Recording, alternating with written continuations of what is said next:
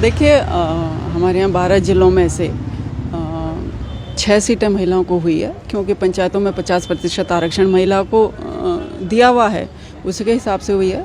और मेरा ये लगातार चौथा एज ए मेंबर मेरा लगातार चौथा चुनाव था। पार्टी ने मुझे मौका दिया है, आगे भी निश्चित रूप से मेरी दावेदारी अध्यक्ष पद के लिए रहेगी। और बहुत अच्छी सीटें पूरे ही प्रदेश में भारतीय जनता पार्टी की आई है। और मुझे लगता है कि 12 के 12 जिला पंचायत अध्यक्ष जो भारतीय जनता पार्टी के बनने वाले हैं। उनसे आप मेरी तरफ से इतना पूछ लीजिए कि जब 2014 में आप पंचायत राज मंत्री थे तो आपने किस तरीके से आरक्षण करा था। जहाँ से मैं लड़ती हूँ, कालसी ब्लॉक से, उस क्षेत्र की सारी सीटें आपने रिजर्व करी थी ताकि मैं ना लड़ पाऊँ। मुझे विकासनगर आके चुनाव लड़ना पड़ा, दूसरे ब्लॉक में जाके, दूसरे विधानसभा में जाके मुझे चुनाव लड़ना पड़ा। मैं उस वक्त भी जीती।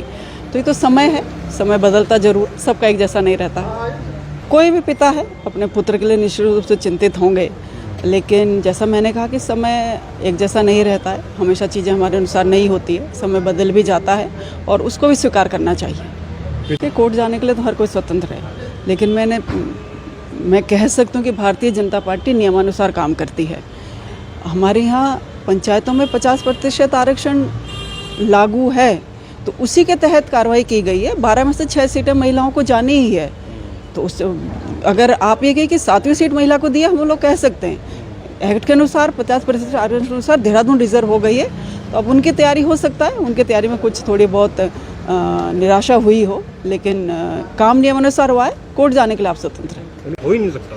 तो आप आपत्ति लगाइए और उसके बाद कोर्ट जाइए। जैसा कोर्ट निर्णय करेगा सरकार उसी चीज़ को लागू करेगी।